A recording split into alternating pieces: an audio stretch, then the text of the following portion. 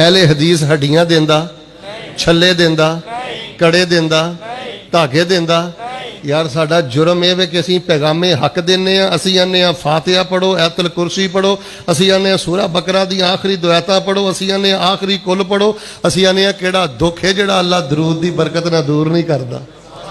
और तुसीं दरूद क्यों नहीं जे पढ़दे? अपने घरां दीयां छत्तां ते उल्टियां हड्डियां लटकाउंदे हो, आंदे हो नज़रे बद नहीं लगदी, 18 लाख दी गड्डी लैके काली टाकी बंदे हो, आंदे हो एक्सीडेंट नहीं हुंदा, बच्चे दे जूते लैके रक्शियां ना बंदे हो, आंदे हो नज़रे बद नहीं लगदी। असीं आने दरूद पढ़ो, ऐतल कुर्सी पढ़ो, सूरा बकरा दी आखिरी दुआतां पढ़ो, अल्लाह हिफाजत भी करेगा, अल्लाह रहमत भी देगा, बरकत भी देगा, हौज भी देगा, जन्नत भी अता करेगा। इस गए गुजरे दौर अंदर पैगामे हक लैके बैठे हैं, अपने सीने लगा के बैठे हैं। अल्लाह की इज्जत की कसम, किसी ना कोई जाती वैर नहीं, किसी नाल कोई जाती मुखालफत नहीं। चलो दो गल्लां दी वंड हो गई, तीसरी भी सुन लो। ना तो नबी अलैहिस्सलाम ने कोई दरबार बनाया, ना कोई मज़ार बनाया।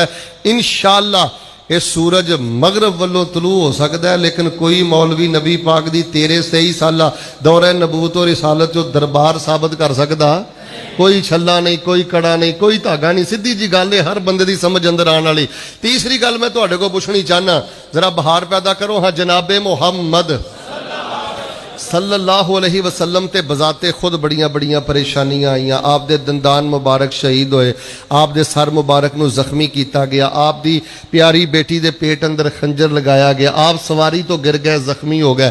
पैगंबर अलैहिस्सलाम नूं बुखार आया, पैगंबर अलैहिस्सलाम ते बड़ियां बड़ियां आज़माइशां आईयां। भाई फिर उहदे बासियो ध्यान करियो, मैं तो कदी कदी कहना हुन्ना, एवें हिम्मत हार जांदे हो, एवें गिले शिकवे करन लग पैंदे हो। नबी पाक दी जिंदगी ते पढ़ के वेखो, नमाज़ां पढ़दे जे, दाड़ियां रखियां जे, सुन्नत करदे जे, इत्तबा करदे जे। दुख आ जाए तो गिले ना करया करो, ये अल्लाह दी यारी दे रंग जे, ये अल्लाह दे प्यार दे रंग जे। अल्लाह अपने प्यारिਆਂ ਨੂੰ अजमांदा है। किहड़ा दुख है जिहड़ा नबी अलैहिस्सलाम ते नहीं आया। लेकिन ईमानदारी ना दसो, हजरत पाक पैगंबर अलैहिस्सलाम ने 23 साल दौर अंदर कभी भी हजरत आदम अलैहिस्सलाम को मदद मंगी, हजरत नूह को मदद मंगी, हजरत इब्राहीम को मदद मंगी, ईसा और मूसा को मदद मंगी? किसी दे वास्ते वसीले सदके नबी पाक ने मंगिया? असी नबी अलैहिस्सलाम नाल प्यार करने पर मिल के बोलो या रसूल अल्लाह मदद के नारे लाउंदे। हजरत अली नाल प्यार करने या अली मदद के नारे लाउंदे।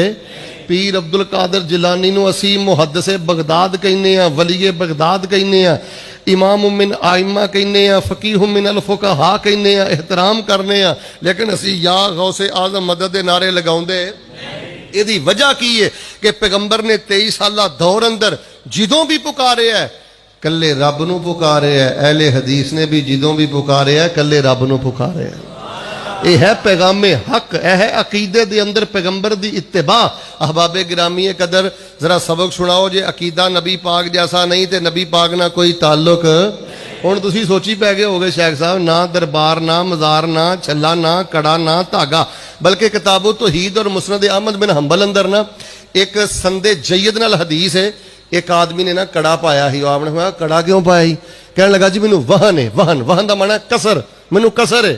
या आपने फरमाया कसर दा इस कड़े ना की तल्लक है? भाई इहदा तो कोई ताल्लुक नहीं। अगला जुमला नबी पाक ने पढ़ा की फरमाया? आपने फरमाया जे कड़ा पहन दा मर गया, अल्लाह तेरी दुनिया भी बर्बाद कर देगा, रब तेरी आखरत भी बर्बाद कर देगा। यार तुसी सोचो, जिहड़ा अज भी दरूद नहीं पढ़दा, ऐतल कुर्सी नहीं पढ़दा, शेख छल्ले कड़े धागे बन्नी फिरदा, उन्हें मेरे नबी पाक दा मुल की पाया है? उन्होंने नबी पाक दी आमद का फायदा की होया है? जे वो सुबह शाम के अज़कार नहीं पढ़ता, दुआवां नहीं पढ़ता, आयतल कुर्सी नहीं पढ़ता। तुसी कहोगे हजरत जी ना दरबार, ना मज़ार, ना छल्ला, ना कड़ा, ना गैरुल्लाह को कोई मदद, ते जे कोई वादा घाटा 19-21 जिंदगी च हो जाए तो करना की है? आओ मैं दसा करना की। अल्लाह